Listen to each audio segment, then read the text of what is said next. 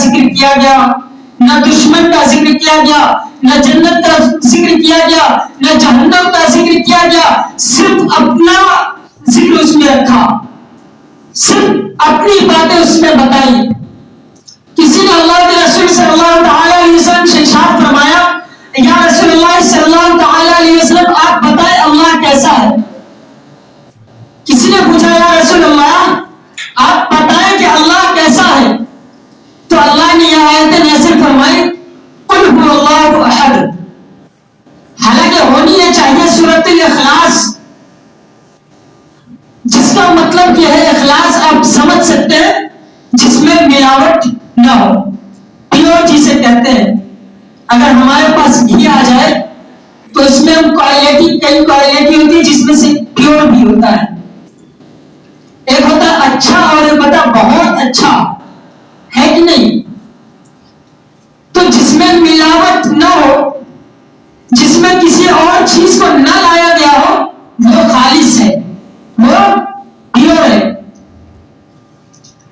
اسی طریقے سے آپ قرآن کریم کی کوئی بھی سورت کو اٹھا کر دیکھ لیں، چاہے الحمدللہ رب العالمین جہاں اللہ نے اپنی تعریفیں بیان کی، وہاں الرحمن الرحیم اپنے مغفرت کرنے کی باتیں بھی بتائی، ایاک نعبد و ایاک نستعین اہدنا الصراط المستقیم، سیدھے راستے پر چلنے کے لیے بھی بتایا، اور سیدھے راستے پر چلنے کے بعد کیا عطا کرے گا، انعمت علیہم غیر المغضوب علیہم ولا الضالین، یہ بھی بتا دیا گیا کہ عیسائیوں کے راستے پر چلنے سے غیر المغضوب علیہم ولا الضالین، تم اللہ سے پناہ مانگو عیسائیوں کے راستے پر چلنے سے، عیسائی کے راستوں کو اپنانے سے اللہ سے پناہ مانگو۔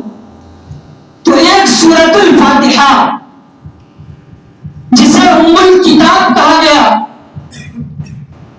پورے کتاب کی ماں ام الکتاب سب سے اعلیٰ، جو ایک بار نہیں دو بار نازل کی گئی، اس میں بھی اللہ نے کئی سارے ٹاپکیں رکھا، لیکن سورۃ الاخلاص اس کو خالص کیوں رکھا؟ اور یہ بھی خالص نہیں، اس میں بھی ملاوٹ ہے۔ اگر کہا گیا کہ اللہ ایک ہے تو ہوتا ہوا اللہ احد، اللہ ایک ہے، اللہ صمد، اللہ بے نیاز ہے، لم یلد ولم یولد، نہ کوئی اس کا باپ نہ کوئی اس کا بیٹا ہے، ولم یکن لہ کفوا احد، نہ کوئی اس کی جوڑو نہ کوئی اس کا جاتا ہے، حالانکہ اس کا کوئی نہیں۔ اللہ نے جس میں سورۃ الاخلاص جس طریقے سے ہم کہتے ہیں اللہ اکبر، ایک ہوتا ہے اکبر یعنی بڑا، اور ایک ہوتا ہے اللہ اکبر، ایک ہوتا ہے اکبر، ایک ہوتا ہے سب سے بڑا، ایک ہوتا ہے بڑا اور ایک ہوتا ہے سب سے بڑا، یعنی بڑا میں تھوڑی میڈیم ہے، اور سب سے بڑا کیا جائے تو اس کے مقام کو بتایا جاتا ہے کہ سب سے بڑا سب سے اعلیٰ ہے۔ لیکن جہاں رب العالمین نے جہاں کسی چیز کا ذکر نہ رکھا، جس کا نام ہی اخلاص رکھا، اس میں کسی چیز کا ملاوٹ نہ رکھا، وہاں بھی سب سے پہلے اپنے محبوب کو یاد فرماتا ہے، قل هو اللہ احد۔ اے محبوب کیا فرمایا؟ اے محبوب آپ فرما دیجئے وہ اللہ ایک ہے، وہ پاک اور بے نیاز ہے، اس کی کوئی نہ اولاد نہ کوئی باپ ہے۔ اس طریقے سے اللہ نے جہاں جہاں ذکر اپنا رکھا، وہی اپنے محبوب کا ذکر رکھا۔ اس طریقے سے قل اللہ نے بھی فرما دیا کہ کسی چیز کی ملاوٹ نہ ہو، جس چیز میں ملاوٹ کر دی جائے وہ خالص نہیں رہتا، جس چیز میں ملاوٹ آ جائے وہ پیور نہیں رہتا۔ لیکن یہاں کہتا کہ اخلاص ہے، خالص ہے، پیور ہونے کے باوجود خود خدا اس میں ملاوٹ کرتا ہے، اپنے ساتھ ساتھ اپنے محبوب کو بھی یاد کرتا ہے۔ لیکن جب قرآن سے پوچھا گیا ہے، قرآن جب اس میں ملاوٹ ہے تو اسے خالص کا نام کیوں دیا گیا، اسے پیور کا نام کیوں دیا گیا؟ تو قرآن کہتا ہے کہ سنو یہ خالص اس لیے ہے کہ جہاں جہاں خدا کا ذکر ہو وہاں مصطفیٰ کا ذکر ہوگا، یہی اخلاص ہے، کیونکہ اگر جہاں خدا کا ذکر ہو وہاں مصطفیٰ کا ذکر ہو، یہ کوئی خلوص نہیں ہوتا۔ لیکن آج ہم سوچیں کہ ہمارے اندر کتنی اخلاص ہے، کتنا خلوص آتے ہیں نماز جمعہ 2 رکعت کس کے لیے پڑھتے ہیں؟ واسطے اللہ تعالیٰ کے. لیکن کتنی افسوس کی بات ہے کہ جہاں خود خالق کائنات اپنے وحدانیت کا بیان کرتا ہے وہاں بھی اپنے محبوب کو ساتھ نہیں چھوڑا. یہاں تک کہ جنت الفردوس کے ہر ایک پتے پر ہر ایک خطے میں جہاں جہاں اپنا نام رکھا وہاں بھی اپنے محبوب کو اپنے ساتھ رکھا. لیکن ہم کتنے کمزور کتنے کم عقل لوگ ہیں کہ اگر مسجد میں آئے ہفتے میں 2 رکعت کے لیے تو صرف اللہ کے لیے 2 رکعت پڑھے اور رسول اللہ کو بھول گئے. کیا یہ ہماری ایمانداری ہے؟ کیا یہ قرآن پر عمل کرنا ہے؟ لیکن آج ہم سینہ ٹھوک کر دعویٰ کرتے کہ ہم یہ جنتی ہیں جیسے تیرے باپ نے جنت سے ٹکٹ خرید کر لائے ہو. آج ہفتے میں 1 مرتبہ فاتحہ کیا کرا لیا, مہینے میں 1 مرتبہ درود شریف کیا پڑھ لیا, ہفتے میں دن بھر میں 1 مرتبہ اپنے آپ کو جنتی ہونے کا دعویٰ کرتا ہے. ایسے ایسے بزرگان دین بھی گزرے جس نے 70 سال, ایک روایت میں آتا ہے کہ ایک بزرگ تھے جنہوں نے 70 سال دن بھر روزے رکھے اور رات بھر اللہ رب العزت کی عبادت کی. لیکن جب اس کے مرنے کے بعد کسی نے خواب میں دیکھا اور اس سے پوچھا کہ حضور آپ کا حال کیا ہے, کہا ابھی تک مجھے بخشش کا پروانہ نہیں ملا. انہوں نے کہا ابھی تک مجھے بخشش کا پروانہ نہیں ملا, ابھی تک میری مغفرت نہ کی گئی. لیکن آج ہفتے میں 2 رکعت نماز پڑھ کے دن بھر میں 1 سے 2 مرتبہ اللہ اکبر کہہ لیا, 1 مرتبہ کلمہ پڑھ لیا, سوچتے کہ میں جنتی ہوں.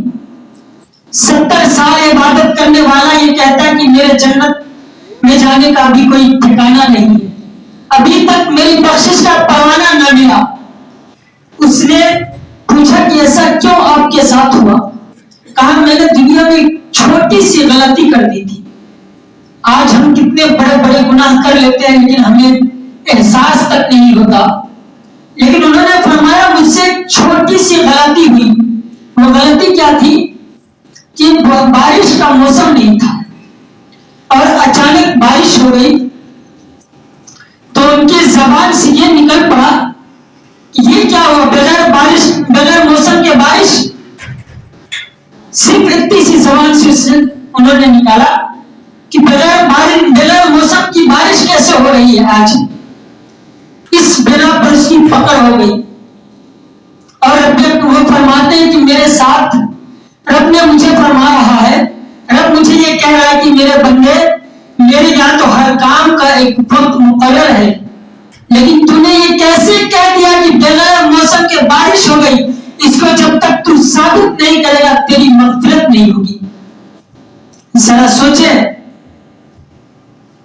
صرف اس بات کو ثابت کرنے کے لیے کہ تم بغیر بارش کا موسم کیسے ہو گئی, بغیر موسم کی بارش کیوں, اس بات کو ثابت جب تک نہیں ہوگا جب تک ان کی مغفرت نہیں ہوگی. لیکن ہم اگر کوئی چھوٹا گناہ کرتے ہیں تو سوچتے کہ بہت چھوٹا سا گناہ ہے, آسانی سے معاف ہو جائے, اور کوئی چھوٹی سی نیکیاں بھی اسی طریقے سے چھوڑ دیتے ہیں.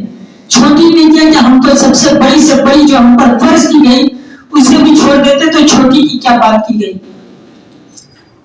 تو سب سے چھوٹی سی نیکیوں کو آپ چھوٹی سمجھ کر نہ چھوڑیں اور چھوٹے گناہوں کو چھوٹا سمجھ کر نہ یہ کریں, کیونکہ یہ تو محققین اپنے اپنے طور پر چھوٹے اور بڑے یہ کیے ہیں, لیکن گناہ سب ایک ہے. اللہ رب العزت کس گناہ کی بنا پر ہماری پکڑ کر لے اور کس چھوٹی سی نیکی کی بنا پر ہمیں نجات دے دے, اس کا کوئی یہ نہیں. وہ اس کی قدرت شان قدرت کے موافق ہے, جسے چاہے معاف فرمائے اور جسے چاہے پکڑ کرے, یہ اس کی مرضی کے اوپر ہے. لیکن ہمیں چاہیے کہ اللہ رب العزت کی نافرمانی سے بچے, اور جسے گناہ کو ہم گناہ سمجھتے نہیں, آج ہم زنا کرنے کو کتنا بڑا گناہ سمجھتے ہیں, چوری کرنے کو کتنا بڑا گناہ سمجھتے ہیں, غیبت کرنے کو سب سے بڑا گناہ سمجھتے ہیں, جھوٹ بولنے کو سب سے بڑا گناہ سمجھتے ہیں. لیکن حقیقت میں یہ سب گناہ اس گناہ کے نزدیک ذرہ چھوڑنا. اللہ کے رسول صلی اللہ تعالی علیہ وسلم ارشاد فرماتے ہیں من ترک الصلاۃ متعمدا فقد کفر، یعنی جس نے ایک وقت کی نماز جان بوجھ کر چھوڑی اس نے کفر کیا. ذرا سوچیں، ایک وقت کی نماز کے بارے میں کہا گیا ہے، تو اگر آپ کیا حدیث پاک جھوٹی ہو سکتی ہے؟ ذرا بتائیں، کیا اس بات پر یقین ہے کہ نہیں آپ لوگوں کا؟ کیا نبی کا فرمان جھوٹا؟ بولیے آپ لوگ. نہیں ہو سکتا نا. تو میرے آقا نے ارشاد فرمایا من ترک الصلاۃ متعمدا فقد کفر، جس نے ایک وقت کی نماز چھوڑی اس نے کفر کیا. تو آپ مسجد میں آپ اپنے دل پہ ہاتھ رکھ کر پوچھیں آپ کس قطار میں کھڑے ہوئے ہیں؟ آپ کس قطار میں کھڑے ہیں؟ اللہ رب العزت ہم سب کے ایمان کی حفاظت فرمائے. لیکن حدیث تو یہ کہتی ہے کہ ہمارا ایمان سلامت نہیں ہے، لیکن اس میں تخفیف کی گئی. امام اعظم فرماتے ہیں یہ امام اعظم کو صرف یہ مقام ہے، اللہ رب العزت نے انہیں یہ مقام عطا کیا کہ ہر مسئلے میں انہوں نے کہیں نہ کہیں اپنے گنہگار غلاموں کے لیے تخفیف فرمائی. وہ فرماتے کہ گناہ کفر تک نہیں لیکن حد کفر تک پہنچ جاتا ہے، اس کا ایمان مکمل طریقے سے نہیں نکلا لیکن ان قریب نکلنے کا ڈر ہے، نکل سکتا ہے. تو ذرا آپ سوچیں نماز کے لیے کتنی تاکیدیں آئی. اسے ہم عام بات سمجھتے ہیں، نماز کی کوئی اہمیت نہیں ہمارے اندر. اگر ہمارے اندر نماز کی ذرا برابر بھی اہمیت ہوتی تو اگر مسجد آپ کے گھر سے دور ہے تو اپنے گھر میں، دکان میں، مکان میں، جہاں آپ کو وقت ملے نماز کی ضرور پابندی کر لیتے. یہ فیصلہ اب آپ کے ہاتھ میں ہے کہ نماز کو کیا اہمیت دیتے ہیں.